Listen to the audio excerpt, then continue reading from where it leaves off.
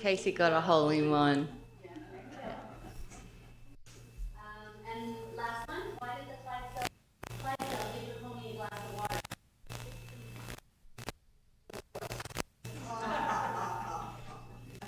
You're gonna have to explain. These are worse than my spelling bee jokes, so.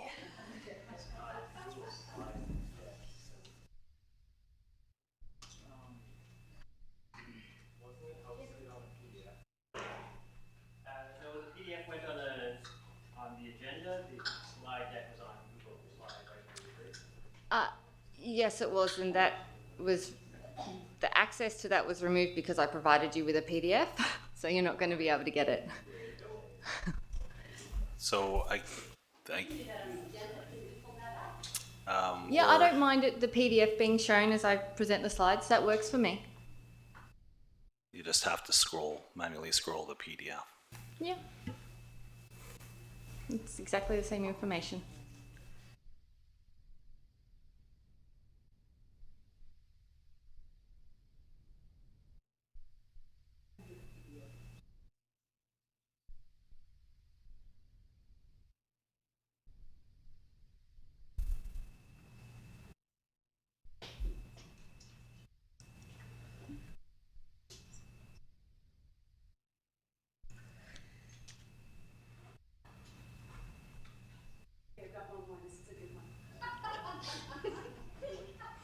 Why can't your nose be 12 inches long? Yes!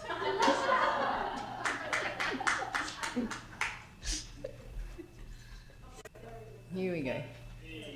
Okay, perfect. Okay, sorry for that. That's Usually okay. we test things in advance, but feel free to continue when you're ready. No trouble. All right, so we can move past this in the PDF and go to how the petition came about.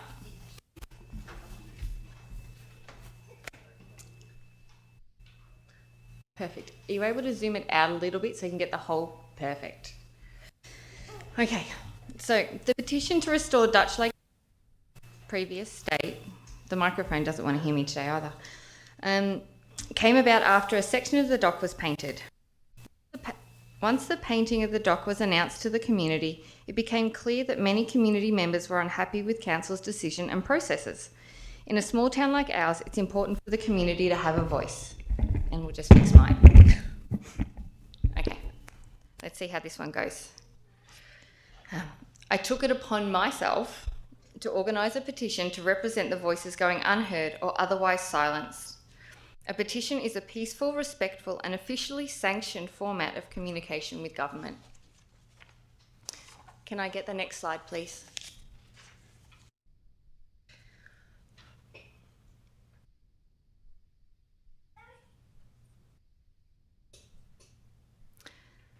There are various views as to why the dock shouldn't have been painted. The community members that I've had the privilege of speaking to had an overarching theme, which is not of intolerance, but of disappointment. The action of painting the dock was a swift and possibly hasty process without pause to consider what Dutch Lake means to us as a community. Dutch Lake is in the centre of town and in the hearts of our community members, young and old, with many core memories being made there over the years and generations. The official community bylaw number 93, the official community plan bylaw number 93 states on page 8.2.1 the community vision, which was based on input gathered from stakeholders through a public engagement process. One of the points is a community that promotes its historic and rural character, and more importantly in this case, a community that thrives, promotes and coexists with its natural surroundings. This same document notes in Item 2.2.1, Environmental Sustainability, Point A, recognise Dutch Lake as a jewel within the Clearwater community and preserve its ecology for the enjoyment of future generations. One objection that has been frequently deflected by Council and not answered sufficiently is the type of stain and its possible impact on the lake over time. Next slide, please. So I'm going to start to talk about the methodology behind the petition. So only those eligible to vote in an election were asked to put their voices forward. I included TNRDA because these residents are our neighbours and friends.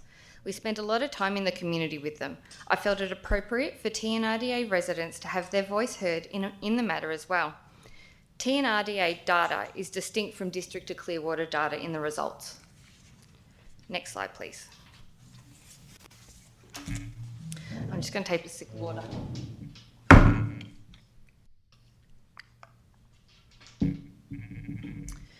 In terms of distribution, there was only one main channel, which was Facebook, Clearwater Facebook groups specifically. Residents had the option to use word of mouth to spread awareness and send the online link to those that were interested in the petition. Paper forms were also available and they needed to be requested. However, only 15.9% of signatures were received via this method. The petition was not intended to be intrusive, and in order to protect my personal safety and mental health, I did not campaign in public or provide a central way to collect signatures. Next slide, please. When the media got wind of the petition, they painted the petition and our townspeople in a very poor light. Those residents who were still deciding if they wanted to place their name on the petition had to weigh the importance of their voice against the stigmas now associated with it. There was no public acknowledgements from our members of council that the petition was an accepted way to receive voices of our community, nor that they were appreciative that the townspeople wanted their voices heard in this peaceful and lawful manner. However, our mayor in his interview with the Info News article dated May 31st fans the flames and suggests apparent hostility, and I quote, "Council is unanimous on the dock in support of the Pride community in Clearwater. It's unfortunate the way it has gone, and we hope hearts will prevail and people will reconsider their hostility and think about it for a while." In statements made the following day to Global News, the mayor doubled down on his stance, stating, "Council approved the rainbow dock and it's as a public symbol of inclusion and diversity. We need everyone to feel that they are safe and that they can belong here." When leadership are making statements like this, it changes the tone of the petition process and association with it from a legitimate and peaceful process to one that represents supposed hostility and intolerance. These statements put a significant dampener on the democratic process and they misrepresented our community on a global scale. Next slide, please. Okay, so this slide shows the total number of signatures received and how they're broken down. It's got a beautiful colour scheme to it. The importance to note that before coming to the final number of 545 signatures, the data and the signatures for the petition were thoroughly reviewed. They were checked for duplicates, incomplete entries, anonymous entries, and spoof entries. These were all removed. And then it was double checked again. Approximately 25 entries were removed through this process. Next slide, please.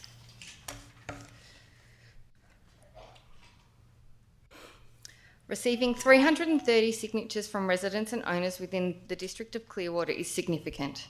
This is approximately 16.2% of the eligible voting population, and when looking at the assumed active voting population, it is 33.63%. This is based on the number of ballots cast for mayor in the last election, and you can see the methodology and figures used on the slide. In my opinion, 330 signatures is significantly representative, especially if you weigh 2 weeks of limited and non-intrusive awareness versus a full-scale election campaign. From a statistics point of view, 322 signatures is the representative sample size for our entire voting age population of 1,985 people, with a 95% confidence level and a 5% margin of error. This is standard statistics metrics. Next slide, please. It is not fair or reasonable to assume that those who didn't sign the petition are in support of the docs alterations. There may have been more signatures when you consider the following.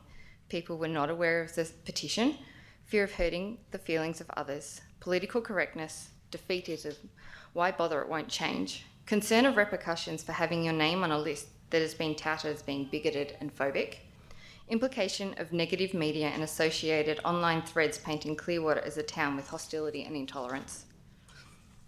Next slide, please.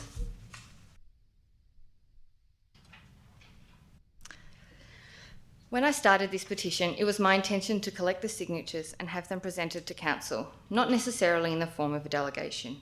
However, it quickly became apparent that the district lacked guiding documents and procedures for a petition process, and this would be an issue. Also, the level of slander and vitriol I received from the moment I published my intention to hold the petition made one thing clear. If I did not stand strong and publicly finish what I started, everyone's valuable opinions would fall to council culture and the mob. However, this is not the end of our community dialogue. I'd like to think of it as an opportunity to build a framework for truly diverse opinions to be heard in our community. Next slide, please.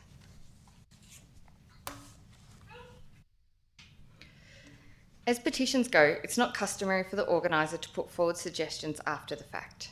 The request to be actioned is made clear in the petition statement. However, some supporters of the petition and some detractors have requested that I propose some solutions for community dialogue. Next slide, please. The fact that it is Pride Month is not lost on me. Therefore, I suggest that any remediations to the dock do not occur until the month of July. I suggest the boards are replaced, with the stained boards being donated to the men's sheds or another organisation similar, and a community project is commenced. The second suggestion is that council holds a referendum to get the consensus from the whole community. The petition is statistically significant, and an additional survey is a waste of resources. Next slide, please.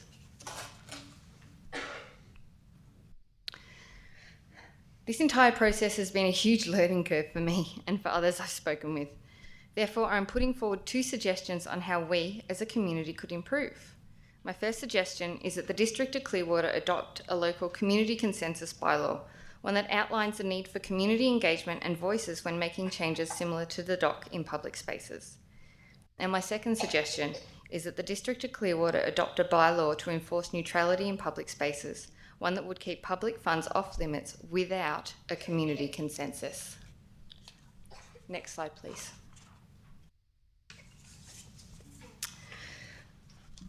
So I would like to end with a statement from the petition. To the Honourable Council members of the District of Clearwater, we, the undersigned, are the residents or property owners in the District of Clearwater and Wells Grey Country TNRD Electoral Area A. We object to the public dock at Dutch Lake being changed from a natural wood surface to partially painted in bright colours. We request that the dock be returned to its previous state. Thank you.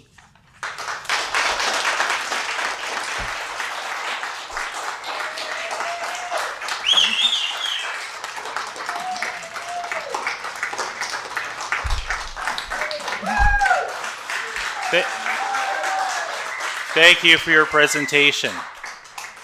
Sorry, I missed that. That was really Thank you for your presentation. You did very well. Thank you. Will you be turning over the petition to us? I do have the petition names with me today. I'm not very confident in the administration processes around the district at the moment. I would prefer that they're not turned over. It's not verifiable if you don't turn it over to us. So you can turn it over to staff if you wish, but at this point, that's sort of an issue if you're not willing to do that. How can we independently verify what you've said you verified in here? Like I said, I am happy to hand it over to you. I don't have very much confidence in how that data is going to be handled going forward. Yeah, no, fair enough. Noted.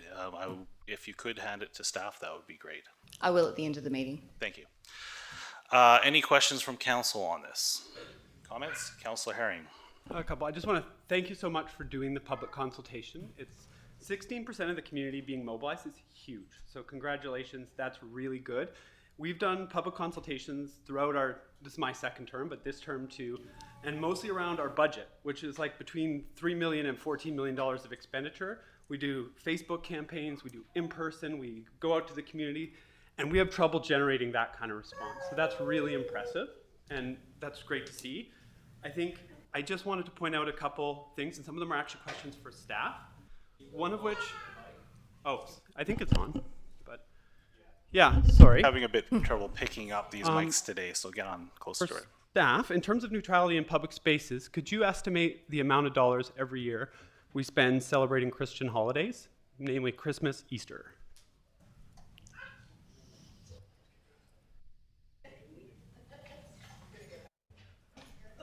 For sure. I'm going to take a guess that it's more than $2,300. based on the fact that we have a 3-day office closure, Christmas decorations coming out the yin yang. So to me, this is a trick because we don't have neutrality in public spaces currently. We currently spend district money on all sorts of non-neutral things, right? Christmas, Easter, those are one religion's holidays. And we support those wholeheartedly. So it's interesting to see at this point in time, this come up. We changed bus shelters 2 years ago to a different color. Surprisingly, no petition, no consultation request, nothing. Whew. So my question is, why now? Why is this the issue that makes public consultation essential? And the other last question I have for staff is, were the boards stained before the dock was painted? Mr. Mayor, yeah. Go ahead, Mr. Mayor, through the chair. Stained off-site and then installed at the wharf. What I mean is before the project to paint the dock, when the boards were natural, were they stained? No, they were not. So they were just treated lumber or just? Treated lumber. So we're putting ACQ, it's called, I believe, that they treat lumber with into the lake without the colored one. Yes. Thank you. Thank you. Ms. Asker, do you wish to respond to anything? I will make one note on that. Obviously, my suggestions are just that, suggestions, and you will note on the slide I did state that as an example, parades and events could be exceptions to that. So holidays could be an exception to that as well. It is just a suggestion that I obviously haven't workshopped. I am a single person running this petition. Thank you. Are there any further questions from council? Councillor Sim, go ahead. I'll echo Councillor Herring's comments about great engagement, lessons 101 on how to do it. So thanks. What I am curious about is, although you didn't go out and solicit input in that, but in the dialogues that you had, was there sort of any other anecdotal comments that you had? So for example, the feedback that I have been provided in conversation is that it's not the painting, it's just the placement. And it was kind of the aesthetics. And so I'm wondering if you wanted to talk about any other conversation points that maybe aren't brought up in this that you would feel appropriate to share from your conversations. We do have another point for moving forward that isn't for this section. Okay. However, there were community members that said it is the location, it is the aesthetics of the dock that they have an issue with, not necessarily what the rainbow would stand for. And that is what the rainbow stands for was never an inclusion in the petition. It was purely the aesthetics for it. And there have people have put forward suggestions of a different place, or it would be nice to have it on the toilet block or things like that. But I didn't have a whole list of that with me today. Okay, I didn't know if you just wanted to add something because you had a number, and that's okay. I might have something to add, but not for this exact moment. Okay, thank you. Anything else from council? Thank you for your presentation. And we have Kaylin Jones coming up next from Valley Pride, and we will take this under consideration. Thank you.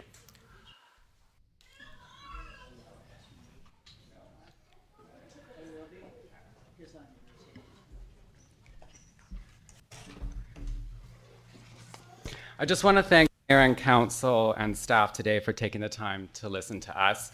And I also will comment on the audience, and I would appreciate you to listen and to not hear any comments like we did a few minutes ago.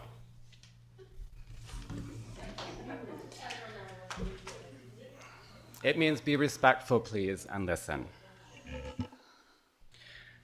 Throughout this delegation, you will hear a few perspectives. You will hear from Rachel Asker, Simone Volk, Lisa Jensen, and myself as an individual and as Valley Pride.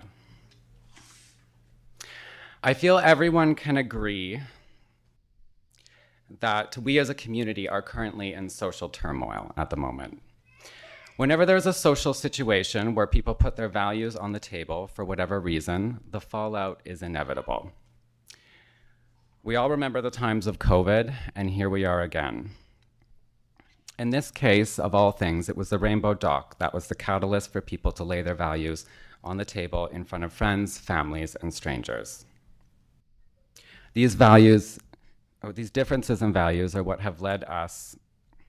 I can't see my paper because, sorry, this is. Feel Okay. free to hold it up and read it in front of you if you There we wish, go. but take your Okay, time, I will Caleb. do You're that. doing fine.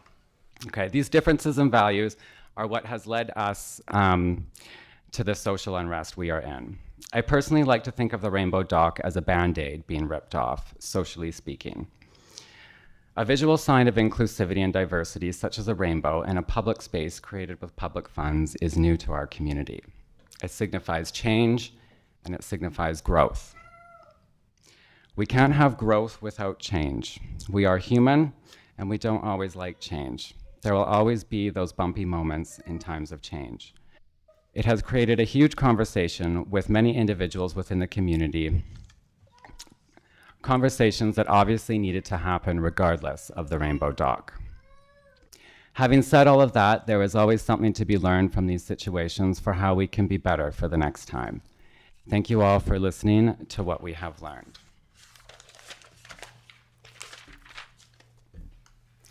Since this whole thing started with the rainbow dock and the petition, I have had many emotions, as have everybody else.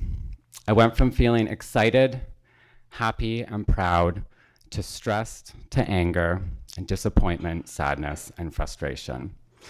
My brain is ready to explode at this point.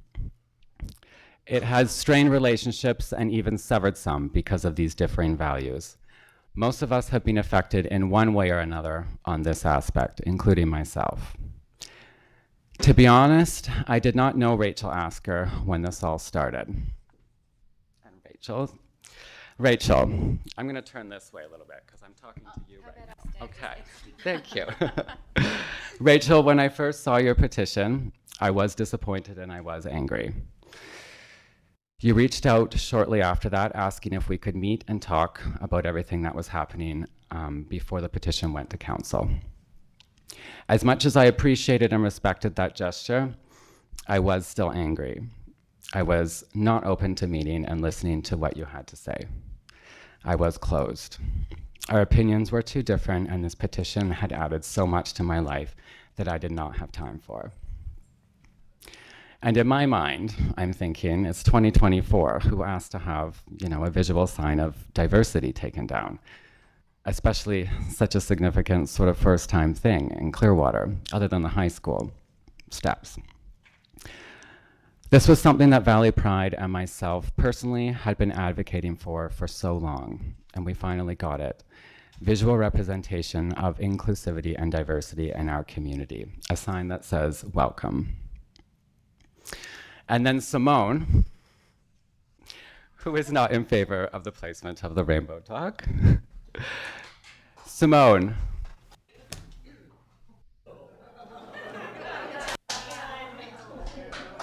Sorry, we were all respectful of the first presenter. Please be respectful of this presenter. Thank you. Simone, I have known you for quite some time. We haven't really hung out, so to say, but we have done business together, and our children have gone to the same school together, etc. My family owns and operates a business in this community, and I know how challenging that can be. I feel a deep respect for you as a fellow business owner and community member.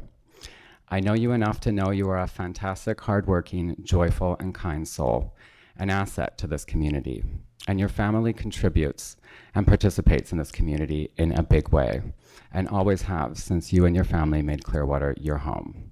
I know you are not hateful, and you have accepted me after my coming out.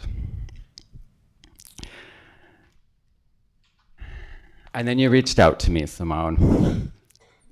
You shared your frustrations and your concerns over the dock. You shared your emotions with me, and above all, you expressed kindness, love, acceptance, and respect for who I am. Oh, there goes a paperclip. Even though you had been publicly vocal against the placement of the rainbow dock on the dock and the way it happened, as I said in the speech at the ribbon cutting for the dock, we don't have to have the same favorite colors to be friends, right? Simone shared that she had lost relationships over this and was receiving a lot of negativity for speaking out on how she felt. I felt your pain and hurt in your communications with me. Thank you for reaching out to me, Simone. You touched my heart, and you got me thinking.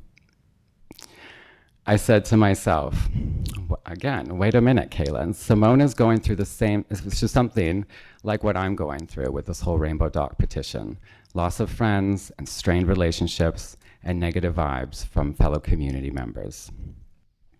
And I know her. She's a fabulous human being. I thought to myself, what are we doing? Simone does not deserve this. She did exactly what I did. She spoke up, she had a voice, and she wanted to be heard, and not for the wrong reasons.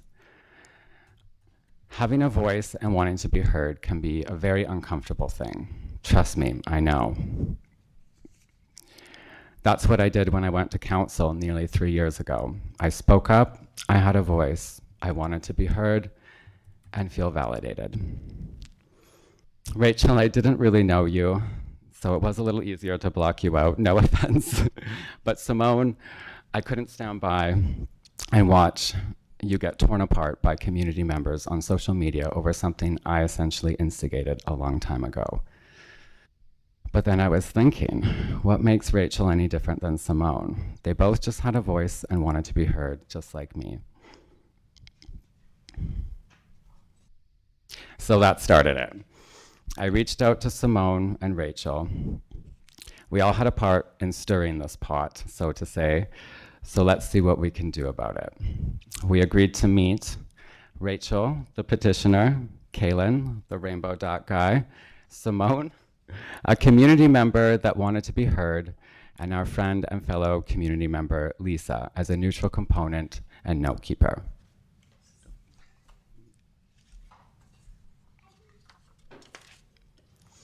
It's amazing what can happen when people, opposing sides, sit down and talk face to face.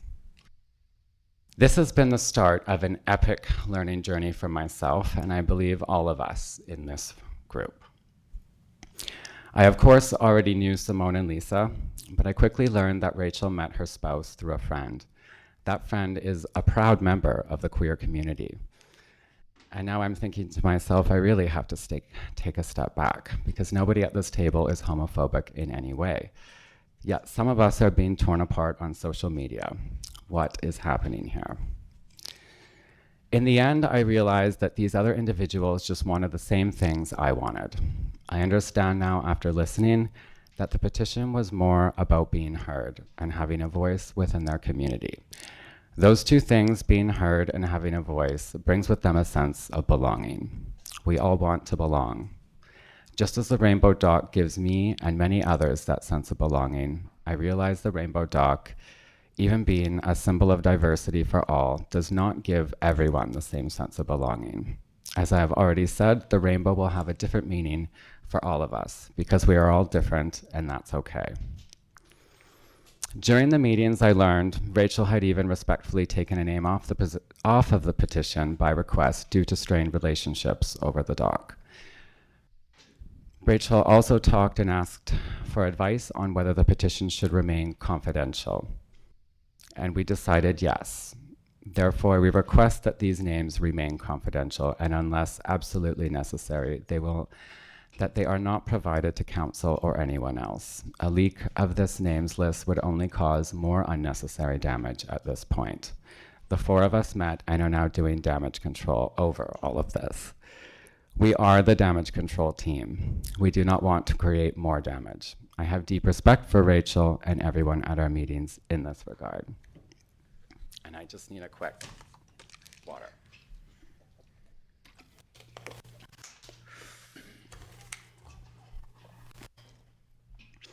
What I have really learned from our meetings with these fantastic individuals is to listen.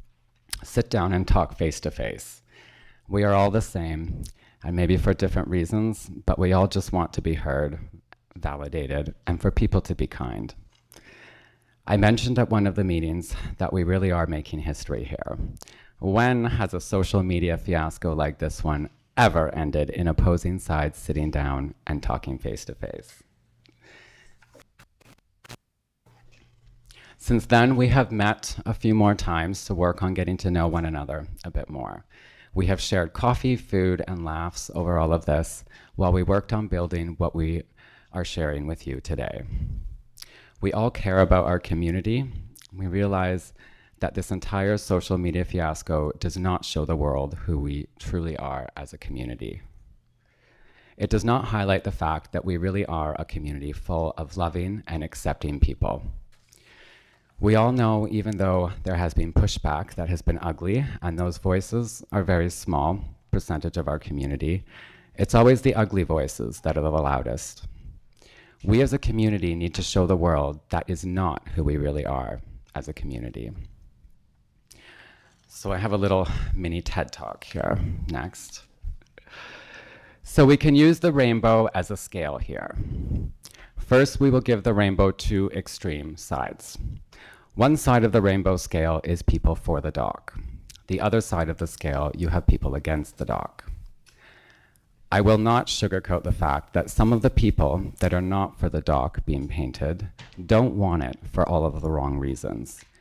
They proved it publicly with their voices on social media, and we have all seen how ugly some of those comments got on social media. But here is what I've learned. There are also what I call casualties in the middle of that rainbow scale. Simone and Rachel are two examples of that. They are both great, loving, caring, and accepting members of this community. I realized after listening... For interrupting, Caitlin, sorry. We're just over a 10-minute timeline. It's at council's discretion whether they'd like to have a majority vote to increase the time limit. Do we want to continue? Are we in favor of that, council? Yep, that seems to be unanimous. Thank you. Thank you. I appreciate that. I will try to read fast. I realized after listening to Simone and Rachel that in today's day and age, it really is hard to have a say, a voice, and to be heard regarding a project like this because of the political and social sensitivities surrounding this project. How do they have a say without being villainized by society? Society really does make it hard for these people, the rainbow scales casualties, to have a voice and be heard. I now understand why some of these individuals feel silenced and unheard. As a result of the current social construct surrounding these political topics, these individuals have been villainized by society. We now find ourselves as a community villainizing some of our beloved citizens, friends, and family members. However, everything that has happened since the day of that ribbon cutting for the dock leading up until now has happened for a reason. We all cannot deny all the comments and bickering on social media. Essentially, all of the fighting over issues like public symbols of diversity, acceptance to all, LGBTQ issues, racism, taxes, transparency, they all already existed. We just needed a couple of rainbow boards to get the conversations going, hence the social band-aid analogy. The rainbow dock represents change in so many ways. The rainbow is the change, and our delegation is the growth. The four of us standing here today are proof of that. We are the growth that is coming with that change. We listened and we learned from each other. We have talked about how we can do better. We are opposing sides. We do not have the same favorite color, and that's okay. If we had all done this in the first place, talked with the opposing sides, we most likely would not all be in this room today, or at least for these reasons. I feel we can all agree on all sides that there is always and always will be ways to be better. I want to thank this small group standing here today for talking about how we can be better for next time. Between our little group, we already have lots of ideas on how to be better.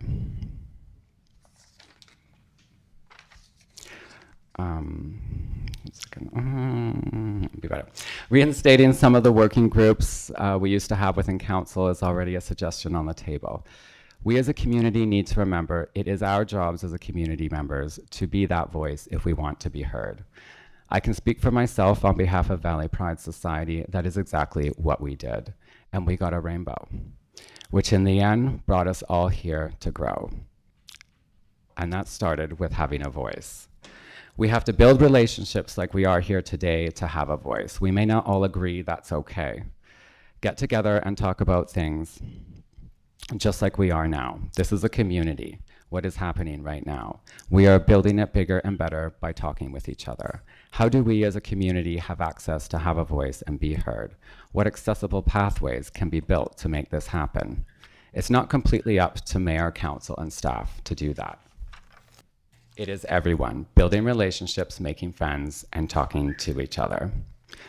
Of course, we are already taking a lot of your time here today, so these conversations will have to continue. We as a community will never forget the bright and dark times of the Rainbow Dock. No matter opposing opinions and ideas, I think we could all agree that this Rainbow Dock brought us together to have these conversations. To mark this historical moment in Clearwater's history, we would like to have a plaque of some sort installed by the dock telling this story, our community's story. And I'm going to take a quick break, and Rachel and Simone have a word, and then I'll finish with the voice of Valley Pride. Thank you, Kaylin, for your words. I will not be so long. Thank you. Just introduce There's not much that I have to add. I would just like to share my thoughts on all this and how we got to the point that we are now. Something about us. We moved to Clearwater 9 years ago. Family and I, we love it here. It's just a wonderful place to live. I always did lots of volunteer work in the community because, in my opinion, involvement in the place you call home is very important. Volunteering is a great way to get involved. For me, involvement also means that you can have a voice. You can help shape a community and you can make it a better place. So far, I thought that's how Clearwater works as well. Unfortunately, I had to learn that this is not true. What happened after some people expressed their frustration or their dislike about the colored dog was far from having a in the community. It was shocking that right away people with a voice against the dog were accused of being homophobe or other awful things. Members of council were very quick to form a judgment in this direction, and they made the judgment public on Facebook and when speaking to the media. That was not right at all. It was not professional, and in my opinion, these public accusations are one of the biggest reasons for the situation we are in right now, and also for the bad light shining on our community at the moment. People, of course, were jumping the wagon right away, and all this got bigger and bigger. Instead of trying to have a dialogue with us, listen to our reasons, and allow us to have an opinion in the first place, we were villainized. This was unfair to all of us, to me, to Rachel, who just wanted to be the voice for people, which is very brave, and also for Kaylin, who suddenly was confronted with a lot of hate from people who dislike the rainbow for the wrong reasons. So what should have been done differently? I think everybody should have just stood back and paused for a minute. Council should have paused before painting the dock and maybe thought a minute about the consequences this could have. Maybe they should have thought of getting community input about the question of whether this is really the right place for the rainbow or if another place would have been better. I should have paused before being vocal about it on social media. I personally never expected that all this would become so nasty. I probably should have thought twice about it. Being impulsive does not help, and I might have been too harsh or direct, but that's unfortunately just my European heart speaking. Maybe Rachel should have paused before she started the petition, but because she did it for the reasons she had, which were just giving people a voice, I don't think she did expect this to become such a storm. Council should definitely have paused again before they reacted on the voices and the petition the way they did. They should have thought twice before accusing us and everyone who was just wanted to be heard of being against LGBTQ, against inclusion, and against diversion. Maybe even Kaylin should have paused before he wrote his statement on social media, because it also just stirred the pot. We all could have done better. In the end, I'm glad Kaylin wrote his statement. As he mentioned before, it's not like we know each other very well, but I have huge respect for him and for all he does. He's such an asset to this community. Let's be honest, Gateway is the best place for food in this town, and I really would have been in big trouble with my family if we couldn't go there anymore. But jokes aside, reading his statement really made me think. It made me sad, and it also made me angry. Why and how had we come to this point? So I reached out to him, and here we are. The four of us sat together for many hours and did what should have been done at the beginning by everyone. We listened to each other without prejudice. We tried to find common ground instead of focusing on our differences. And we did. It was actually pretty easy. Just listen to each other with respect. Be kind and open to other ideas. That, for me, is what diversity and inclusion stands for. These words have been used too often in the last while, unfortunately, and not always for the right reasons. I would wish for the future that we all learn from this. What happened in the last months is not Clearwater. We care for each other. That's what makes this town so special. I hope there has been a lesson learned for all of us. I hope we can all do better in the future. Thank you very much. Thank you.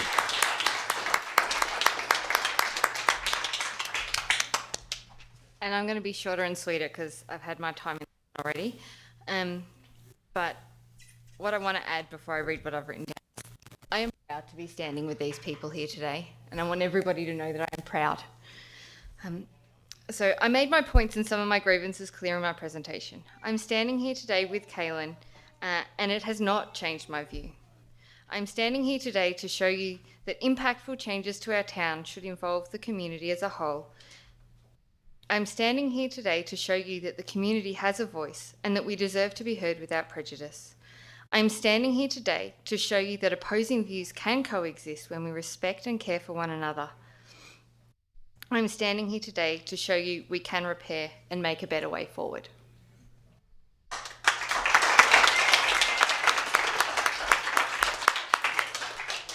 Thank you, Rachel and Simone. And we're almost done. To mark this historical moment within our community, Valley Pride has unanimously voted to create a new community initiative.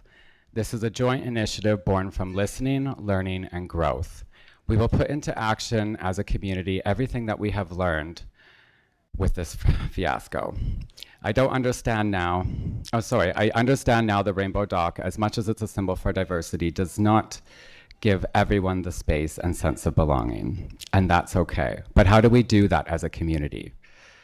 Valley is partnering with the community on this project. Rachel, Simone, and Lisa have agreed to be main members on the working group committee for this project. Could I get the slide now, please?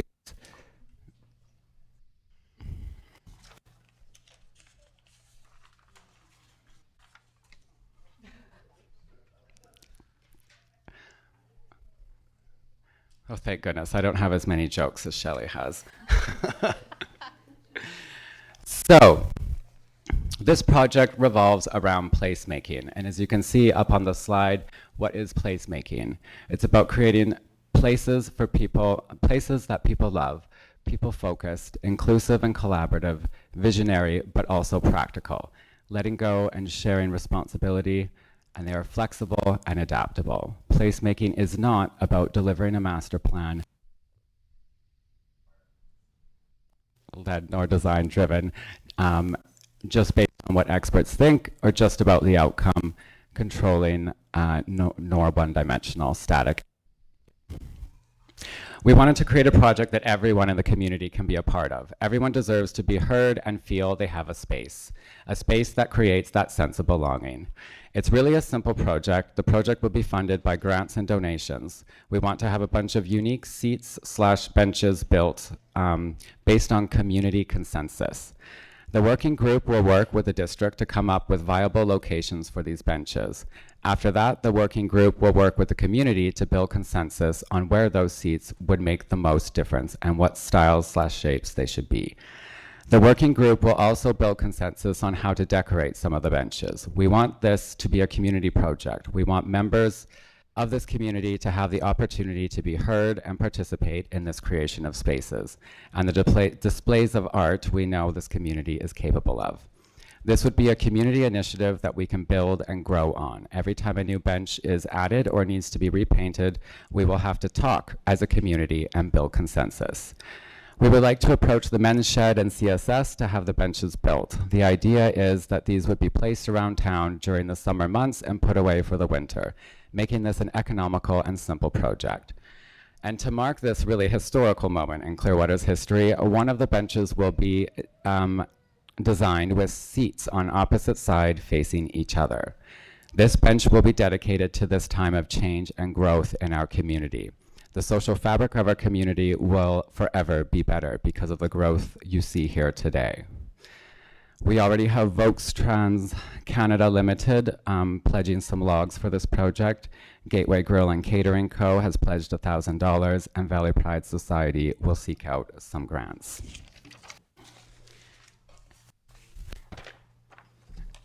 And I just have a quick statement from Valley Pride. So this is me speaking as the voice of Valley Pride. On behalf of Valley Pride, we want to thank Mayor, Council, and staff for your support of diversity and inclusion in our community. The public statement made by painting a rainbow on the dock was brave of all of you. We commend you all as friends on how you handled what turned out to be a way bigger deal than we all thought it was going to be. There was nothing easy about it. It was a hard conversation to have with new learning points around every corner. I'm pretty sure none of you have a PhD on societies and how to deal with the first publicly funded public display of diversity going up in a community. So it got very complicated very fast. I personally have had so many hugs and tears throughout all of this from people whose lives have been touched or changed by this public display of universal acceptance. Many of those hugs came from straight people that identified with the symbol and my story. They identified not because they were LGBTQ, but because of different. There is so many individuals that really feel a sense of belonging in the community now because of that rainbow dock. We together showed them someone cares. There is a space here for them in this community, and they belong. That rainbow is for everyone. For our visitors into the world, the rainbow dock says welcome. It states our community is open and happy to have you. Come as you are, and we will embrace you. Remember, we all have a different meaning for the rainbow. For me, it's kindness, love, forgiveness, and being open to listen. That's a new addition for me. If we are all of those things, we will be accepting of diversity. And now I add growth. This rainbow really represents growth for me now too. We will never forget the times of the rainbow dock in Clearwater, the pain that had to happen, and the growth. I want to challenge all of you here today, this entire community, to give it one more chance. Reach out to that one person you stopped talking to or blocked you on Facebook, or vice versa. Give that strained relationship one more chance. Try to be open and listen. It's not easy, trust me, I know. Be a part of the growth. Simone did it with me, I did it with Rachel, and look what happened. We don't all have to have the same favorite colors to be friends. Being different and having different opinions is okay. It's actually how we start talking and how we grow. I'd like to ask permission really quickly to just give a quick thank you to all of the council members, and then I am finished. Thank you. Go ahead. After your presentation and questions from council, we'll be taking a 5-minute recess because it's been a lot. Okay. So, yeah, thank you.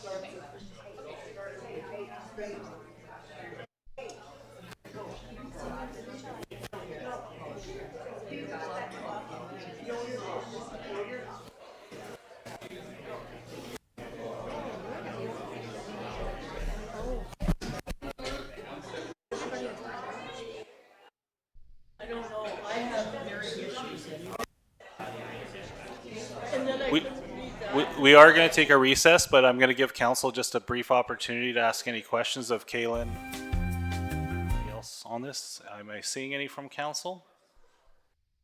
I'm not seeing any from council, so we'll go straight to recess. We will see you back at, we'll take 10, so we'll see you at 3:05 to continue the rest of the meeting. Thank you.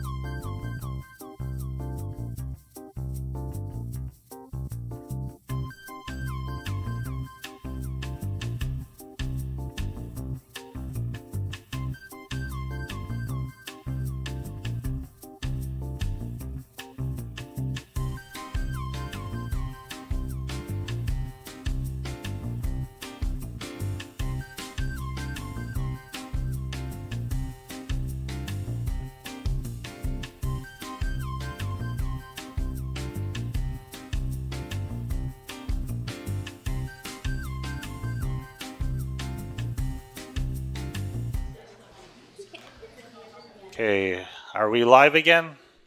We are live again. Hi, everybody. We need to continue the meeting, so we'll ask everybody to be seated again. Thank you.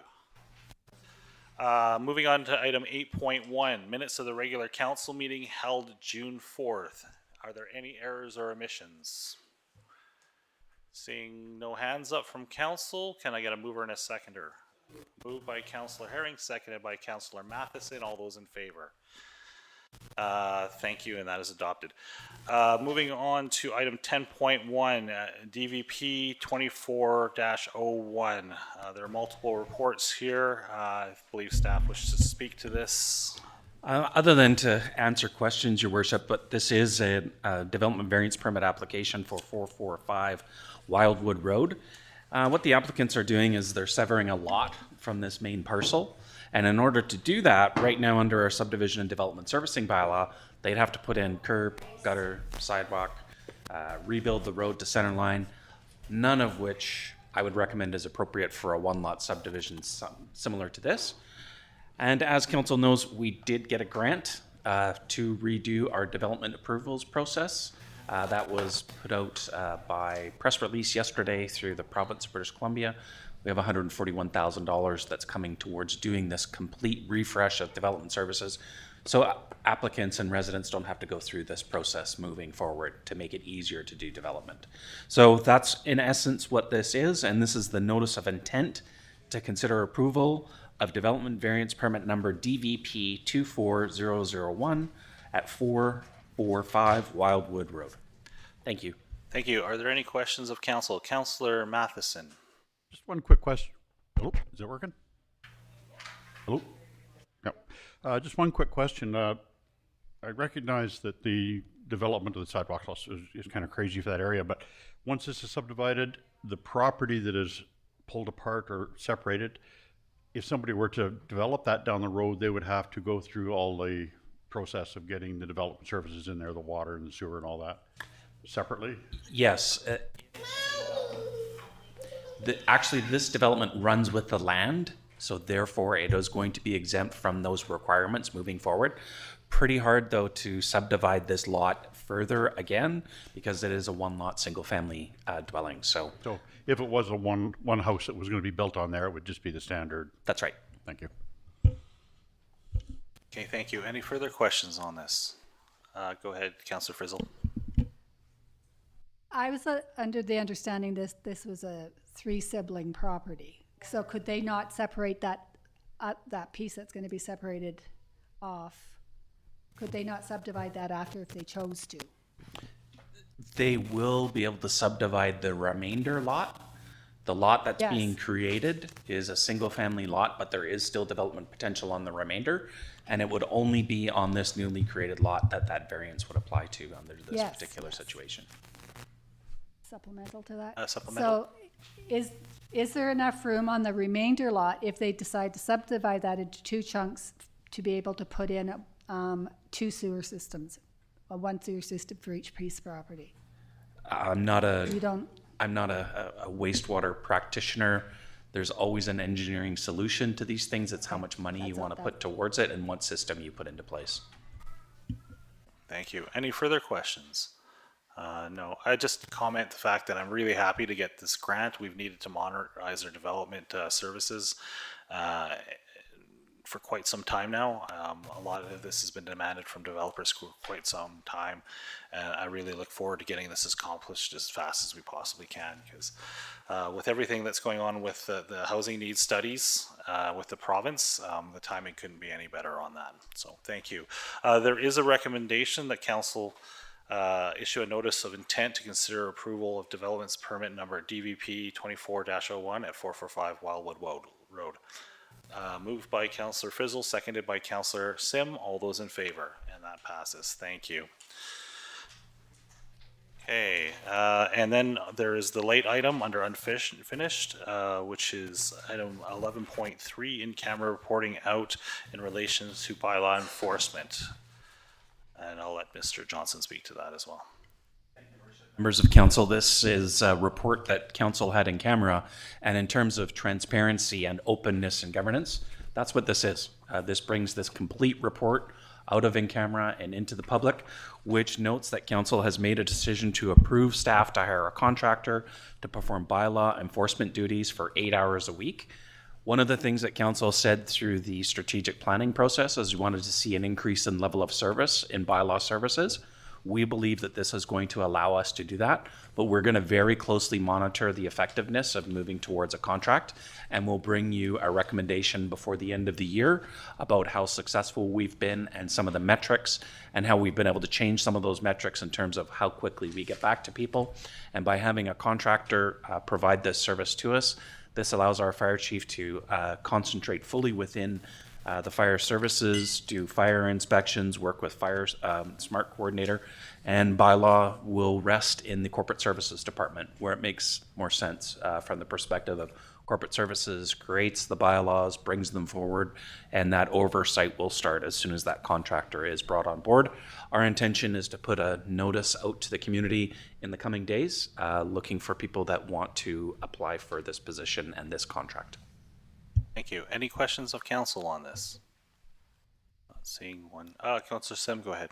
No, only to say that thank you very much for the work on this. I think that one of the things that we heard during the past year and certainly in the election time is that the community was looking for more robust delivery on some of those things. So I think that this is a really good solution that will move the dial in a way that the community has asked us to do so. So thank you very much for this. Yeah, I absolutely agree with that statement. There's been a lot of requests for bylaw service in this town, and maybe just briefly explain, because we do have quite a good audience here today, why this has to be done in camera as far as the initial decision on this. Any sort of staffing matter does go in camera, or any change in service level is a discussion with council, because if council didn't want to go down in this direction and we're putting this out there as a contract and council didn't want that as a service, it's tough to talk about personnel matters outside of in camera, and that's why it's one of the foundational principles under section 90 of the community charter. Thank you. Any further questions or comments? Seeing none, we'll move on to item 13. Oh, sorry, no, we have to move the recommendation. So, mover and a seconder? No, we don't. No, it's just a rise and report. Just a rise and council report. has already So passed the motion. Yes. So this brings Sorry, it from out of I actually had camera. that written here. So thank you. So moving on to item 13, Mayor's report. The last few weeks, few things going on. Had multiple conversations with management at Interior Health and our local hospital about our nursing situation. Extra resources and incentives have been added. Some of them went into effect on April 1st, but have been slowly rolling out into the system to give more opportunities and more training opportunities for nurses from outside of our area to come here and work. And they are already paying dividends. One extra nurse has been acquired through the media attention that was attached to this, that Interior Health has been contacted from I believe Sun Peaks, so that's very cool. I've had lots of conversations in the last couple of weeks with the RCMP about various public safety concerns. Wednesday the 12th was agenda setting. Friday the 14th was a very busy day. Started early in the morning with an interview with some people from the University of Waterloo who wanted to talk about climate change and adaptation communications and how we as local leaders communicate out decisions for things that may have a relation to climate change or how we adapt to climate change. Most notably things like water systems and things like that. So that was an interesting hour. The afternoon was the ETSI-BC Regional Advisory Committee grant reviewing meeting. ETSI-BC is a group, economic trust of the Southern Interior for BC. They issue hundreds of thousands of dollars worth of grants several times a year. I sit on that board as part of the group of elected officials who look at those grants and approve them from an elected point of view. I attended the grad ceremony. Congratulations to the class of 2024. Fabulous, fabulous event. So happy to see so many people out there, and congratulations. Yeah, a lot of great speeches and a lot of tears and happiness from the crowd there, so that was fantastic. Also did some media interviews, really the nursing shortage and how we can work with IHA, and the last one is had a call with BC Parks this morning. They've committed to a partial opening of the Helmicott Falls area for hopefully the week before July 1st, but construction of the main platform will probably continue into July. but at least there will be access. They're working out the details and timelines on that and potential times of days, so I don't have a full answer on that one yet. But I'm hoping the week before the Canada Day weekend that people will be able to go to the platform, or the platforms, view the waterfall again, we'll call it that. And that's it for me. Councillor Bratton is away on work. Councillor Fizzle. Thank you. On June 8th, I attended the Meet the Authors event at the Elks Hall, and it's amazing the talent we have in the community. I was very impressed with all the authors that we have here, and I know that we actually have more that weren't in there, so that was really good to see.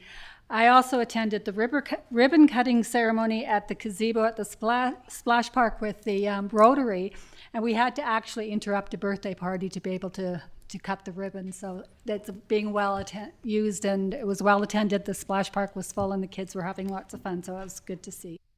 On June 12th, I attended a barbecue by the TNRD and CSS to recognize the Clearwater Secondary students that were actually built a house to lock up, and they took people into the house, and the pride that they had on the house that they built was amazing.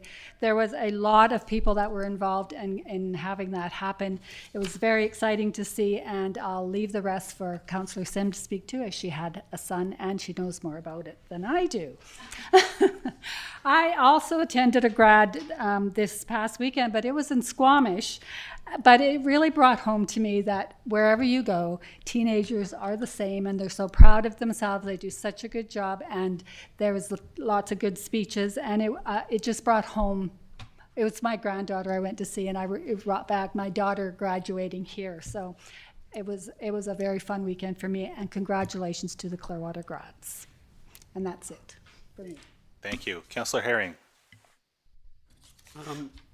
Yeah, congrats to the grads, for one, for sure. And just something to keep an eye on. We've seen in the media this week that there is a new community healthcare plan being launched by a private interest group on Vancouver Island. It was attended by Minister Adrian Dix, and it's essentially advocating for local government to take a bigger role in the provision of healthcare locally to make sure we can recruit and retain workers. The issue with that is our Constitution actually sets the responsibility for healthcare at the federal and provincial levels, and the local government is the one area in which healthcare is not assigned a responsibility. So the provincial government is coming for your property taxes. They're coming to essentially raise money for a cash-strapped system. Right now, the health system takes 28.8% of all Canadian taxes. Local government takes 12% of all Canadian taxes. Local government owns 60% of Canadian public resources. So, you know, if you have the opportunity, if you're speaking with your MLAs, if you're talking to people in the provincial government, remind them that it is their responsibility for our healthcare system, and that local government is the one place that they shouldn't be coming for funds. And that's all for me. Okay, thank you. Councillor McKenzie is also stuck at work today with some sort of safety inspections. Councillor Matheson. Nothing much to report. My dog ate my hearing aids, so I had a couple of weeks of very quiet. Very expensive dog treats there, Ken. There's lots of jokes in that, and I won't touch any of them. Thank you. Councillor Sim, go ahead. Thanks very much. First of all, I want to thank everybody who came out this afternoon, and I want to thank you for robust engagements and thoughts, and I want to thank you for your commitment to community. It is one of the values that we have as part of our strategic plan, and it is about how we build forward together. And the fact that you are here, it means that you want your voice to be heard and that it does matter. And so by being here physically in these seats, it makes a big difference. So thank you very much. Throughout this entire sort of time in Clearwater, my favorite quote has been by Rumi, which says, "Out beyond ideas of wrongdoing and right doing, there is a field, and I will meet you there." And I think what's really important about that is that we listen to one another, and rather it being the right and the wrong, it be the point of where we come together in shared values. And in this case, I believe we've got a shared value of community. It may mean a bit of a tussle, but I think that we can get there. So thank you for that. Some of the other things following of community is I had the opportunity to tour Raft River and see the outdoor classroom. which is really, really remarkable. And there's a few great things about it. One is it was designed by kids, and so they had input on it. And I think that was very important. And so how that vision has manifested, there's been a lot of elements that resonate about what's important to them, what is important to culture and community and going forward. The second one was going to Clearwater Secondary. Listening to the kids report out on their core competency week, many of them had the opportunity to go work out in community in a variety of different capacities, and kids doing things that they had never done. I spoke to one young man who works at Bylaw, and he had the opportunity to hike the Sunshine Coast Trail, and his eyes lit up and his entire being lit up, and he said, I've never done anything like that. So I just think it's just remarkable that we live in a community that's got a school that values experiences beyond the classroom and how that it can enrich them. Then at the opening, it was actually the TRU project, TNRD, but they are the building inspector, so that's important. It did. So TRU, and this was an idea that had been brought forward by the past CAO, Leslie Grew, and she had seen a need for trades within this community, noting that there were going to be some shortages. And she was, as Darren Coates called it, the lightning rod to try and bring this project together. And it did. It brought together partners everywhere, right down to, Mr. Borrow, who donated the land, to lots of different people in trades who were a part of this, and what those kids accomplished in a short period of time. My son was involved with it, and I have to tell you, there was a lot of days when it's like, Owen, the bus is going to be here in 2 minutes, and he's still in bed. With the carpentry program, I never had to say anything like that, and he wasn't alone. These kids were brought to life and developed skills that they're so proud of, and they are already getting jobs from local contractors. So again, the theme of all of this is the strength of our community and what we can do together. Not one of these projects that I have listed would be possible if we hadn't worked together. So I appreciate that theme, and I appreciate the opportunity to ride the road, no matter the potholes or the challenges or the greatness. But there's nothing better than being with all of you at this table and going forward. So thank you. Thank you. Yes, the outdoor classroom was exceptional, and seeing all the little design cues that were done there, and then the high school cutting things out with the CNC routers, the metal cutters and that sort of thing. So there's lots of little things there. When you do have an opportunity to see it, you'll see all sorts of. And are the waterfalls running yet? No, it is going to be coming. And so what they've done is they've actually created, so when there's rain, and not that we've had a lot of it in the past 2 weeks. I don't know where there's any rain.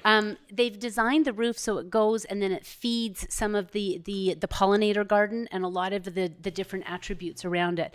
The other striking thing is when you look at that building from the road, I looked at it and I went, why isn't it further back?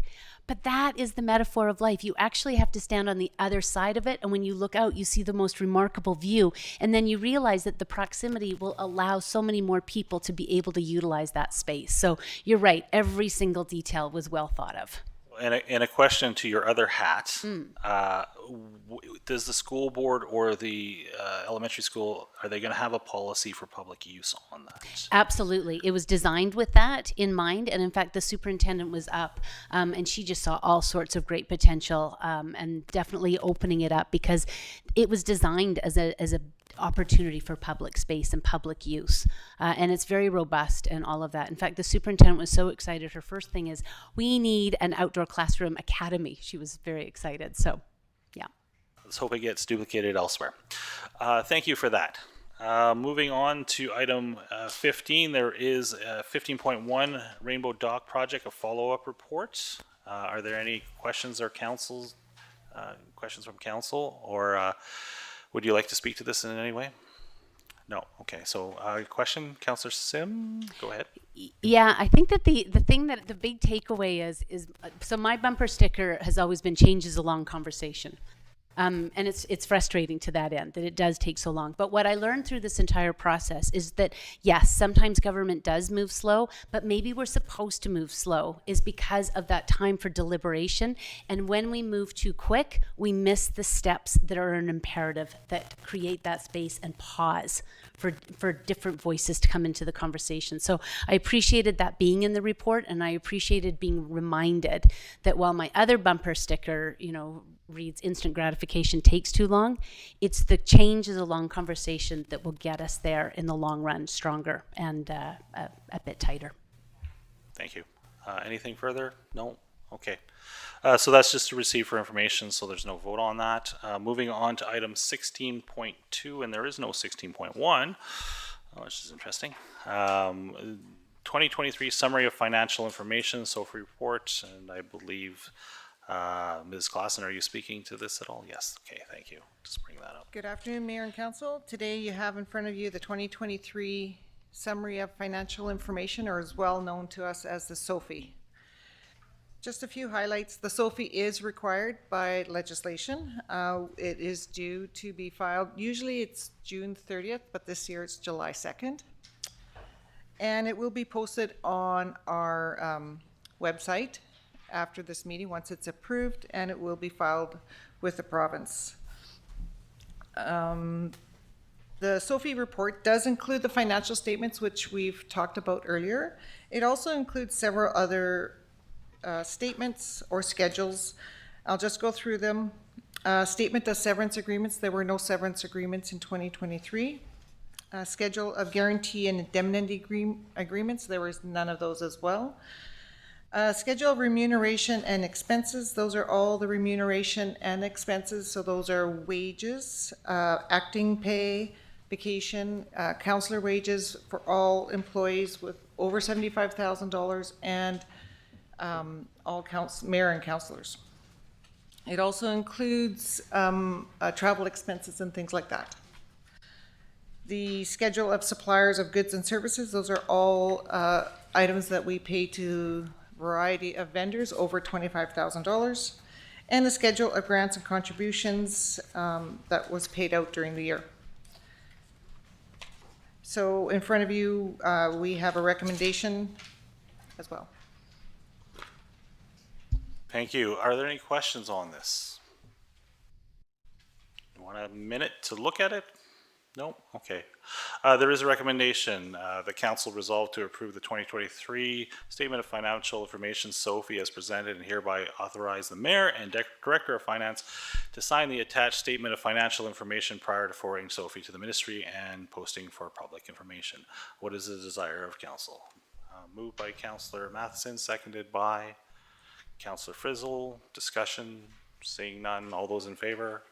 Okay, thank you. That passes. And then the next item is 16.3, cancellation of memorandum of understanding. There's a staff report. This has relation to Trans Mountain Education funds. Maybe we can have a little bit of an explanation on this one. Just how we ended up here. Council, I can provide a few highlights with this report as well. The report is contained on page 95 through 98.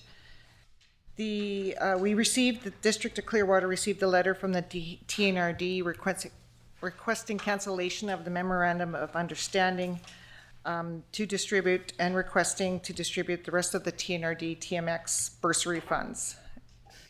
This was due to the bylaw for the Wells Great Community Forest Commission being repealed, and they felt that the framework was no longer there for the bursary funds to be distributed. The remaining District of Clearwater bursary from the TMX fund is about $50,000, and that remains with the District of Clearwater to be distributed in future time.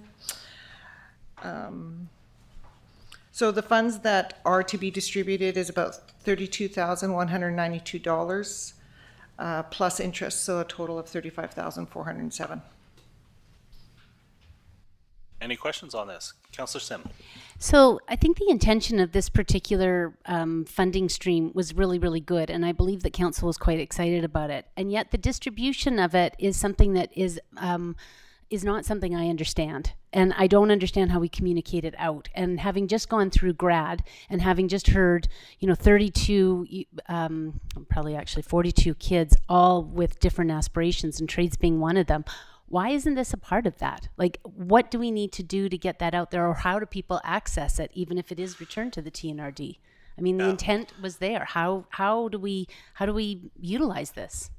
My understanding, because it states in the report that only one grant was given so for continuing education, and the intent of this fund was to provide the others, food, accommodation, and travel expenses, whereas quite often for training purposes. So if you had your training paid for by WorkSafe B, but you couldn't afford to travel to the site or eat or get a hotel room for several days, that was what this fund was for. And it was administered under the community forest for quite a long time, and there was spurts of uptake on it. But as somebody who sat there and at times and approved those grants, there really wasn't.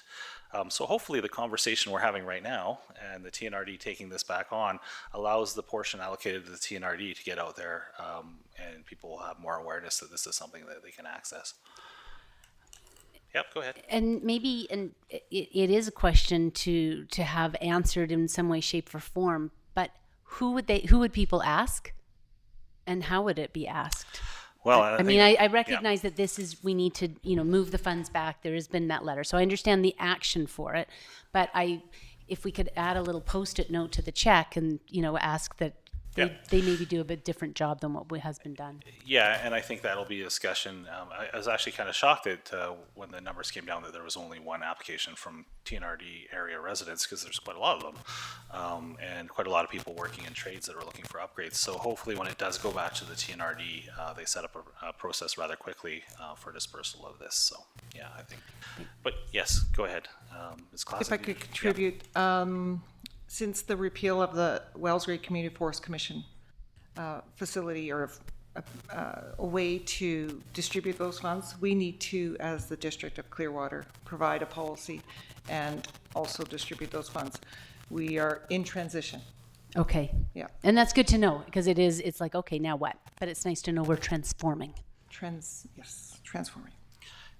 Yeah, I know, and this behind the scenes, this has been requested, but we've just gone through a very large financial plan that took up basically all the department that would do this work's time for months and months and months, as well as getting Questica online. So yeah, it's the priority, or the desire is there. The staff capacity hasn't been. So hopefully once we get past what we're doing today, more time will become available.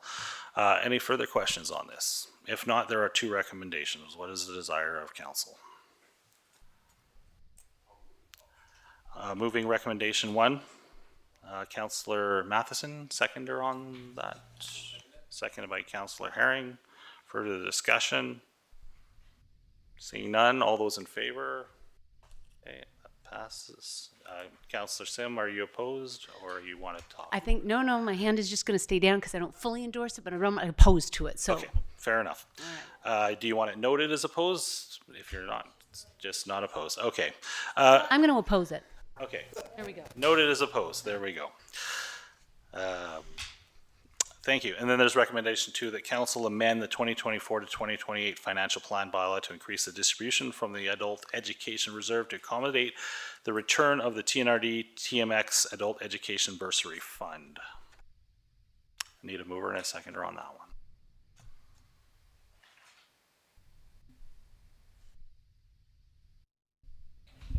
Or it doesn't go forward. Or questions. It's on the agenda. Page 96. So Mayor, maybe just a little clarification on what this second option does mean. It's not a second option, it's part 2. Part 2? Yeah, so maybe Ms. Klassen can just clarify on that. From the financial bylaw perspective, from 24 to 28, we need to, I didn't anticipate this to occur. Normally, we would only distribute about $8,000 we anticipated distributing about $8,000, but not $32,000 for this account. So I'm just requesting that we amend the financial plan bylaw to allow us to distribute the $35,407. Okay, it's just for further clarification, we had set sort of an allotment of about $8,000 a year in the past, and that's what's in the bylaw. Okay, thank you. Does that satisfy your understanding? Okay, moved by the recommendation. Further questions, discussion? No, I'll second the recommendation only because that this now puts the tax or our budget into compliance. Yeah, that's what this is about. Excellent. Thank you for the explanation as well, because, yeah. Further discussion? If none, all those in favor? And that passes. Nothing under 17, 18, 19, 20, which takes us to 21. Questions from the public. Come up one at a time. Please state your name and then ask your question. And generally, I'm sure these will all be related to the agenda, but generally it's about things related to the agenda. Thanks. Hi, obviously, I'm Rachel Asker. I have two questions. So given that Kalen mentioned in his delegation that he and I would like the names to be remaining confidential for the petition, can I ask that council consider that and then advise me further? I don't think council needs to see it. There's no actually desire. I don't want to see it. But if you are doing the delegation and you are presenting it, it should be at least go to staff for verification. Okay. So it would stay with staff. Staff can comment into who could potentially be the people that look at it. But that's, yeah, I mean, Okay. as far as council seeing it is where that doesn't bother us at all. Okay, well, I'd need to know which staff are qualified and trained to handle the data before it moves forward. I would have to get back to you, and I don't think that's how this works. Well, the point I'm making is, do I give it to a receptionist that could give it to anybody, or do I give it to an appropriate admin staff? Would you think you would give it to the corporate officer? Worship, as part of the community charter under section 82, a petition is only considered received by council, and once it's received by the corporate officer, then that will be up to the corporate officer to distribute to council.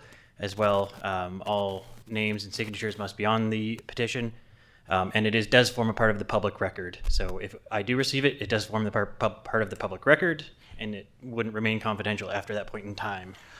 So it would become part of the agenda? The minutes of the meeting? Is that correct? It wouldn't form part of the minutes of this meeting. It would be corporate record. Corporate record. Okay, thank you. Does that clarify? And if maybe not, maybe you want to speak to Mr. Prime after the meeting. Well, it's been made clear that he needs to receive. Yeah. Yeah. I realise it's sensitive. No. I think it's not that council don't need it. It's just that it's not what we've just said. It's not. Our choice is that we don't. You don't need to view it. We're fine not seeing it. Yeah, as a group. Okay. Thank you. But there are Sure. corporate Understood. requirements. And then my second question is in the CAO report on lessons learned, it's actually incorrect. It says that I called for a referendum. I absolutely did not. So I want to make that very clear. Yeah, thank you. I missed a word in the report, Your Worship. Yeah. So we apologize for that. How is that going to be corrected? How would that be corrected in the minutes of the minute of the minutes for this meeting? Yeah. Okay. And then how is that actually going to be made? I made a mistake. Information. I'll leave that to staff to discuss with you, but generally it's just in the. I think that's pretty clear. That was the $4,000 estimate versus the actual cost at $2,300, and I made mention of that in the report. Correct. Received a lot of flack online for sharing misinformation based on that statement. Okay. Thank you for your comments. How is it going to be corrected? Councillor Sim, if you'd like to ask. Yeah, and I think that when I read the interim CAO's report on this, is that it is an imperative that we go back and we make sure that things are double checked. And so what I read in that report was that the district had not done its due diligence in going through it, and then because it had encouraged such conversation, I believe that it was then gone through and said, let's get our pencil sharpened and let's go through it. And I don't want to put words in your mouth. Mr. Johnston, did you want to? Yeah, in an effort to get information out quickly, I asked staff, how much have we spent to date, approximately? Right, and I was given the message it was $4,000, so that's what I put in the email. Then when we did the fact sheet, we determined and actually went through line by line to see what it was. You know, in an email, could that have been a little bit more clear? Absolutely. But the materiality between 4,000 and 2,300, it's a bonus that it came in less than what we had originally anticipated. And we're an organization, right? We're all humans. We're not infallible to mistakes. That's why we put the report together, to clearly articulate for council, yep, in the future, for myself, if somebody asks me what the costs are, I'm going to do a little bit more digging from a lessons learned perspective, so we're not in this situation moving forward. And I think, if I may, I think that just all follows under changes along conversation, and to pause and to, just take that moment and say, let me get back to you. And that is something I think that we've all learned. So I think that because of the experience that has been drawn to attention. Mm-hmm. No, and I absolutely can appreciate that we had a figure, and then when we were more the figure, I don't think it's appropriate for me to cop flack because I apparently that to be cleared up. I think it's on the public record now. I don't feel that it's public enough. Okay, I'm going to leave that to staff to comment on that after the meeting. I don't know what I can do for you. I absolutely would appreciate a further Facebook post. That the misinformation It wasn't misinformation, it was information that we had at the time where I'd asked staff and they said, well, around $4,000. It's in the public-facing report, just as all of our public business is. So if Ms. Asker would like to refer people to that report, she can do that. I feel like I'm being given the fall for something that I don't deserve. Okay.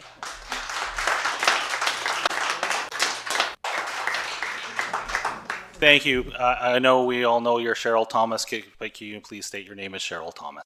Cheryl Thomas, resident of Clearwater. I want to talk to all of those things, but something has come up that's much more important.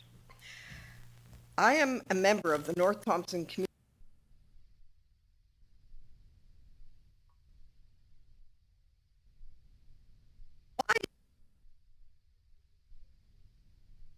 The residents of Clearwater who have all accepted money, whether it be snipping to painting on the sides of building, why don't you trust us with the community forest? Just a good question, and you can think about that for the future. Sorry, have you ever proposed that to us as an organization? I don't imagine so, because we think that you know what's going on. So did we ever say it to the community forest? Yes, we did. Okay. Forest, right? Yeah. But I would like everybody in this room to know that there is a community foundation that runs from Blue River to McClure, from the Belgrave Park to the Agate Bay turnoff, to the Agate Bay, and we fund stuff. We've just started 2 brand new bursaries. Clearwater High School student and one from the money that we get out of flipping bloody tin cans and the interest. Okay, thank you. Okay. Thank you. You're welcome. Councillor Sim, do you want to comment on that? No, only just to say, I think that the point, and again, a secondary theme of today is not making assumptions, making that, and I think to the staff report is that the TNRD had actually asked and requested the money back. So it was a government to government decision. So there is room to certainly make people more aware, because community foundations have done great things all across Canada. And I think that the start of the Blue River Garden just is another great example of how many good things have been done. So the point's well taken, but what happened today was in response to a TNRD request. Yeah, thank you. Yeah, go ahead, state your name, please. Hi, Chris Enns. I'd like to address Councillor Herring on 2 items and then a request. First, I'd like to thank you for highlighting today and in a previous meeting the tax grabs by the province with regard to the health and with regard to housing. I think it's all clear to pretty much everyone in this room and most people in the public what they're trying to do in terms of passing the buck to local residents and to property owners. And obviously that's kind of unfair in terms of the actual population at large, and something that needs to be further addressed. However, in regard to your comments after the Rainbow Dock presentation, about the Christmas decorations, I'd just like to point out that first, Christmas is a nationally recognized holiday, and if we want to get rid of that, that's obviously a different conversation. And in terms of decorating the town, I mean, maybe it's something that, the district just doesn't decorate for anything. If we have all these budget shortfalls and we've got all these projects, some really interesting, road reconstruction that needs funding that we talked about 2 weeks ago. Why don't we just stop all of it and use that towards building up our community and let public businesses and public individuals support decorating the community and choosing what things they want to celebrate and not celebrate. And so as part of this, I'd like you guys, in camera and before the next meeting to seriously consider the suggestions in the presentation that happened today. I think that public arts bylaw is a good idea in general, with or without this entire conversation, but also the one with regard to neutrality of symbols and ideological symbols. I think that the 4 symbols behind you, or 5 symbols if you include the crest, are perfectly reasonable things to be supporting and putting up around town. I think that anything else beyond that, really is up to the individual or the business, and it really has no place in terms of public funding and public support, and that we should stay out of it. And obviously Westlock, Alberta had a really interesting neutrality of symbols petition. In Alberta, they force a plebiscite with their petitions. Here in British Columbia, they're obviously a more informal process. But I think it's something that we should seriously consider, and we could really lead the way in British Columbia with a statement that says, we support people to do everything they want, but we need to focus on our tax dollars and the things and services that people aren't getting. Thank you. Thank you. Do you wish to respond? Thank you.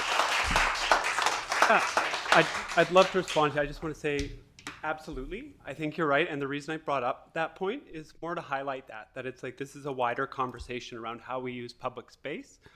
And yeah, I think you're absolutely right. We have so many things as a local government that are hitting crisis level right now. And I really appreciate public input about this, but I got to be totally honest with you. There has been monumental changes to local government in the last 4 years, and we've never had an audience this big. So it is so exciting to have you guys here. But comment out, stay a while, get involved in the whole battle, because it's getting worse for local government. Yeah. So thank you. Thank you. Thank you. Did we have any, just a question to staff before we go to the next speaker. We do have murals and public art policy bylaw in works, just clarify on that. Yes, Your Worship, we do have a public art policy that is nearing its final draft and should be in front of council very soon. Okay, thank you. Yeah, just to let you know that. Go ahead, Mr. Rotsetter, state your name, obviously. Hi, I'm Ron Rotsetter. Just a couple of concerns that I'd like to put forward. So publicly, we were kind of humiliated by council and mayor with this whole scenario.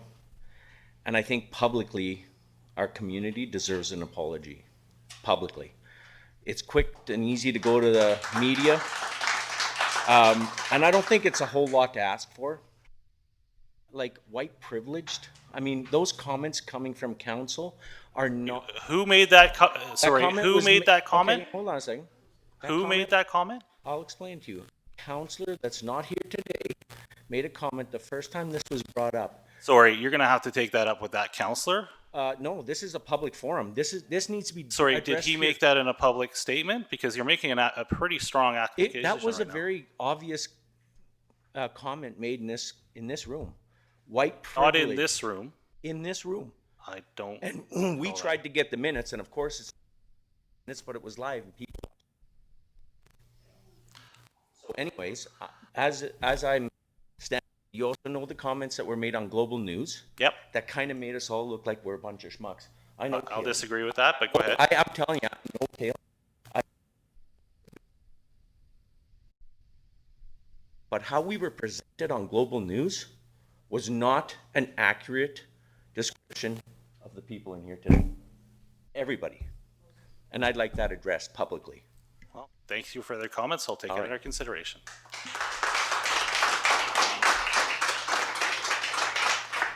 Hi, come forward. State your name, please. My name's Benjamin Ludwig. I live in Clearwater, have for almost years now. My question for the council is, when they decided to paint the dock in the colors that they were, it is my understanding that those colors represent ideology. Was the council aware of that? Councilor is aware of that. Okay. I would articulate that ideology to be one that claims to be an inclusive ideology. Can I get some word from the council? What is inclusivity? Anybody want to take this one? Yeah, I'll take it. Thanks. Well, I'll ask the question. Does it include radical religious people? Are you saying you're welcome to Clearwater? So there's a couple of things about this doc. The first thing is, and I went back through the minutes that go back to 2018, and there was lots of discussion about rainbow crosswalks, and that Valley Pride had been, and that actually started from the students at CSS. And so they had come to council and said, could we please have a rainbow crosswalk? And in Clearwater, we've got issues like snow removal and how that, you know, the paint and sort of costs, and it's been ongoing. And so the students took it upon themselves and they said, to heck with it, we're going to do it. And there we've got the stairs at CSS. And there was a lot of positive comments about it, a lot of discussion. Some people will say that public art is actually that. It's intended to evoke conversation and sharing of ideas.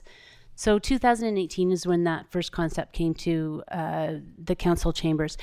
Valley Pride was subsequently developed, and they have come forward on numerous occasions, which are all documented in the minutes, and they had asked about the rainbow crosswalk. It has been there for time and time and time again, and there was never any response from any community member on it whatsoever. Where things went a little off the rails is we took what was a concept and it was moved to another location without having any opportunity for the public to give their feedback on it. And that, I think, is why we've learned the lesson of go slow. It goes back to change is a long conversation. To your point about what is diversity and inclusion, right. My third bumper sticker would be, I learn more from people that I disagree with than people that I agree with. To what's the ideology? I think that everybody is open to sharing their ideology as long as it's not harmful. I would hope that all people agree with that. My question and the direction that my questions are taking are to show that we have here a very clear ideology, and when the council chooses to decorate something with a particular ideology, they will inevitably be promoting such an ideology over against people that have other ideologies. And to me, it's very important. Councillor Herring was talking about the need to be neutral when you're in a position of leadership. When you do something like that, do you not recognize that you are not being neutral, that the rainbow flag is not a neutral symbol? It is a very specific ideology that is asking for people to accept a very specific understanding of how life should be lived. And there are many, many people that don't agree with that ideology, who were not given a voice to say no. Is Clearwater, is that who they are? Is that how they think? Is that what they believe? And there are many, many people in this area that do not uphold those beliefs or those ideologies, and should not have a council that favors one ideology over another. So I will thank you. Councillor Sim first, sorry, and then Councillor Herring. So I will thank you for those comments, but I am still going to go back to the fact that since 2018 on public record where we have asked for input, there has never been any comments otherwise. Mm-hmm. So to make the movement going forward, no, I'm sorry, no. If you would like to tell me where it has been that people have come to a budget session or any sort of engagement since 2018, I do not. Now, what's said out in the community is different. What I have learned today is that when we do ask for community feedback, is we find a different way to capture that, because what we've been doing clearly hasn't been working. The other thing I want to bring forward, just to emphasize. Councillor Herring wishes to comment as well. And sorry. There is a two-minute time limit on. Okay, so I'll let Councillor Herring and then I'll follow up quickly, please. Yeah. So what you're asking for, that validity, like you come to a group of politicians and ask us to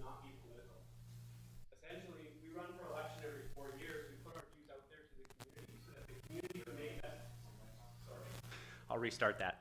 Every 4 years, we come to election for the community, and we put our views out there so that the community can hear what we think, feel, how we react to situations, and then the community decides who to elect. So you're right, the people at this table are not neutral. The people at this table are politicians, and we've sought public office because we believe in our community or we want to contribute, but none of us are espousing to be neutral. We're trying to represent everybody.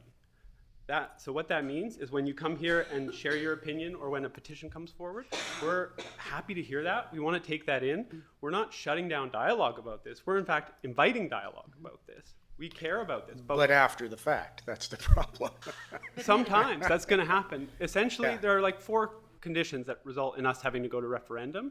The rest of the time, it's really normal for us to make a $2,000 budget decision in meetings. Some meetings, we make $14 million in budget decisions, and there's nobody here. Yeah. You know, so this. Excuse me, did you swear? No, he said it 2 o'clock in the afternoon. 2 o'clock in the afternoon. That's a Okay, whole other thank thing, you. and if I you want, we apologize. can chat about that for sure. That's been something we've explored in the past. But I just want to say, we hear you. We appreciate your input. This is not we're not shutting down conversation. We're interested, and after the fact, before the fact, come talk to us.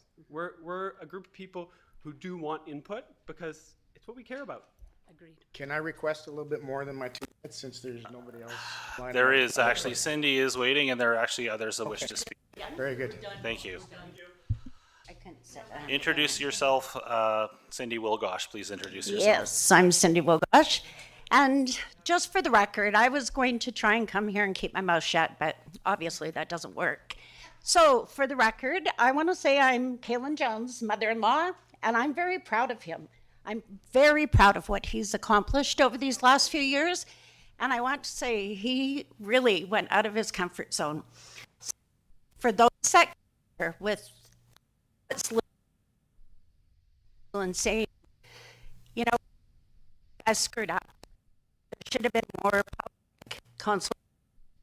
Everybody knows that. If you came here today as a chant against Kaylin and Valley Pride, that's unacceptable. And I know all of you guys, right?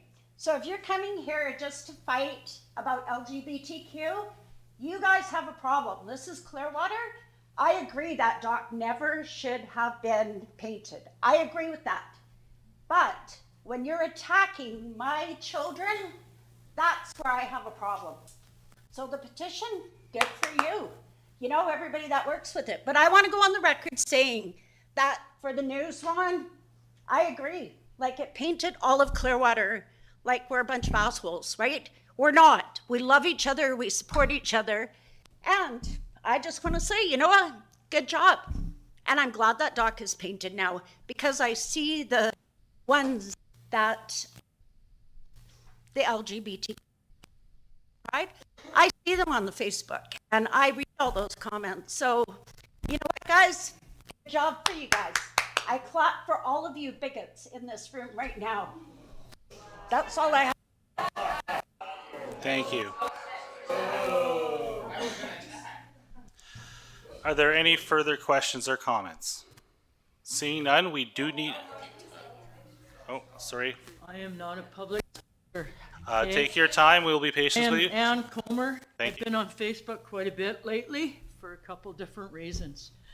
I am going to say I'm a 60-year-old lesbian, and I've been comfortable with my sexuality for over.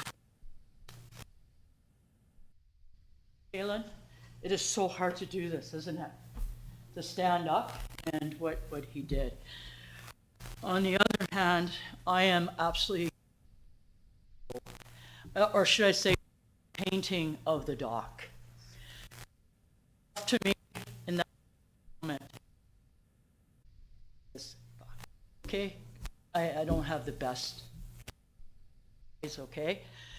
Secondly, in my 40 years, I have seen the transitions of the Pride, and I was a very, very proud lesbian when we got rights. Okay, people really put themselves out there to get those for us. But I've also seen some other things that I would not take my adopted grandboys to. So in my opinion, and that's why I out myself as a 60-year-old lesbian, that there are places the LGBT rainbow does not belong.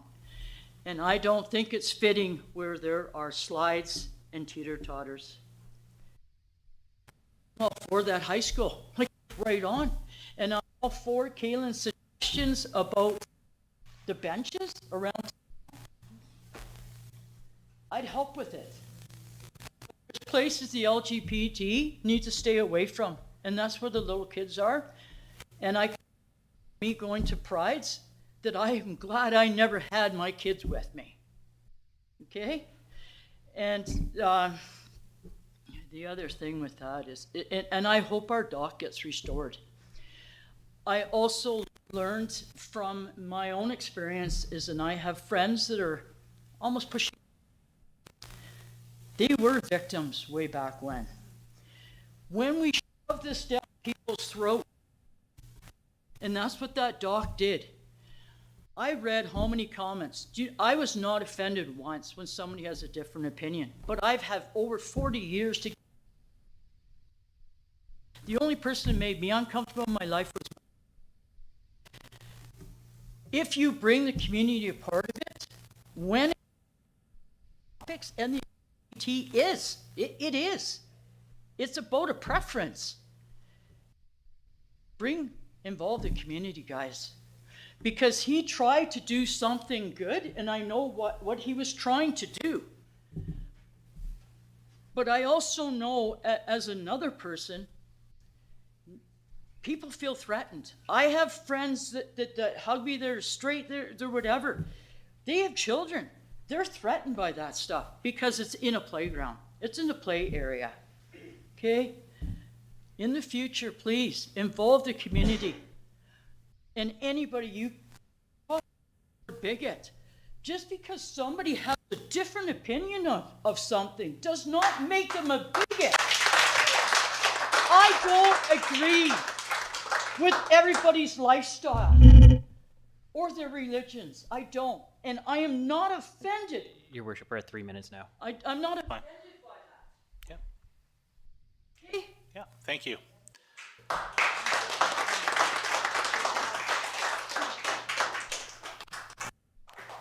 Hi, Wendy, do you... Also, Paige Garlow's nephew. And I know what it is when adults push their way into your lives.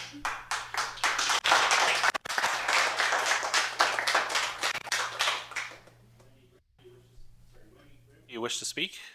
Okay, come on up. Thank you.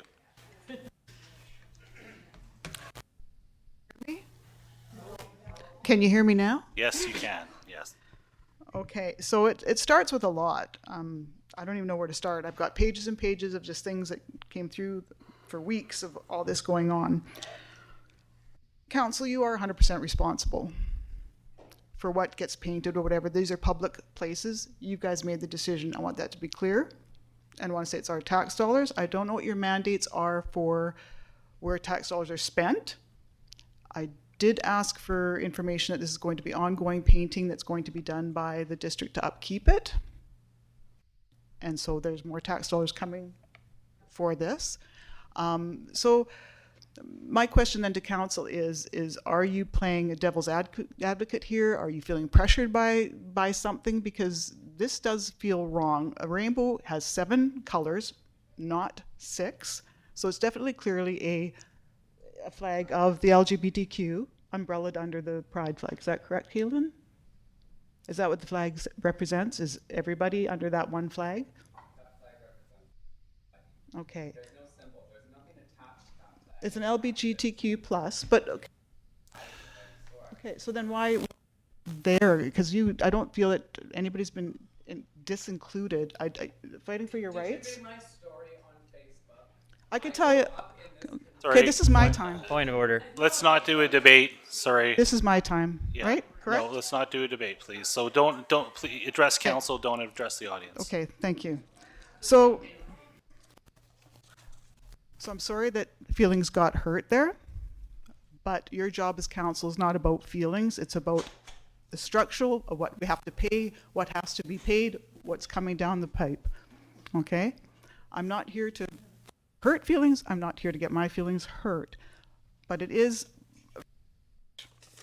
I don't even know what the LGBTQ really is, and I'll be first and foremost. If any one of you would like to step on and say, what is a lesbian, what is a queer, what are their actual values and morals and what they bring to the game? The painting the dock is not bringing income to this community. It's not bringing anything, tourism. It's just done divisive things. And to me, it was a very, very bad mistake to say, okay, Councillor Herring, you said you're not neutral. That's why people went on your advice of who you are, what you stood for. Therefore, you are biased, right? If you're not neutral, you're biased. I think as a council, and it really does just boil down to this, as a council, you are responsible for what gets painted, put down everywhere through your bylaws and things that are around here, and it all comes down to you. This is not going to change because we're going to have more people say, we want this, we want that, and you have to remain neutral in it, even though you have bias that clearly is being shown. I'm not calling it bigotry, I'm not calling anything, I'm calling it a bias. But that's not your job unless you can show me somewhere in the oath that you took. It's a financial thing and there's no financial gain from this, it is only a cost. Thank you. That's all I gotta Further say. Question, do you have more, or any response from council? Oh, I've got lots more, but I'm just not, I didn't write a nice big letter to everybody here. If you wish to submit comments in writing, that's absolutely fine. You can do that through the district here. So the ongoing cost of this is going to be how much every year? And your worship, we're at time. It's 3 minutes. I'll have to get back to you with details on that. Okay, thank you very much. We do have the need to move into camera. Sorry. I'm quick. Okay. Thank you, Simone. Simone Volk, would you introduce yourself as Simone Volk, please? I'm Thank Simone Volk, and I'm embarrassed by what's going on now. We worked so hard to make this all a good outcome. And what is everybody in this room doing now? They are ruining it all. What I learned, what I learned in the time when we were sitting together, I mean, for me, the rainbow is the symbol of LGBTQ. I did not know better, but I learned it is for everyone. It is for probably someone who is autistic, who feels left out. It's for someone with a different color. It's for someone with a stupid accent, or who cannot talk right, or a kid that cannot speak. It's for everyone. And I feel so bad for Kalen that he left now, because you ruined everything in the last couple of weeks. Thank you for that. Thank you for your comments. We need to take a 5-minute recess, and then we need to go in camera. There's a recommendation that the meeting be closed to the public pursuant to section 91 of the community charter to discuss matters related to discussions with municipal officers and employees respecting municipal objectives, measures, and progress reports for the purposes of preparing an annual report under section 98. Can I get a mover and a seconder, please? Moved by Councillor Frizzle, seconded by Councillor Mathis, and all those in favor. We will see you back here. We'll call it 4:50. We'll try for 4:15. Thank you.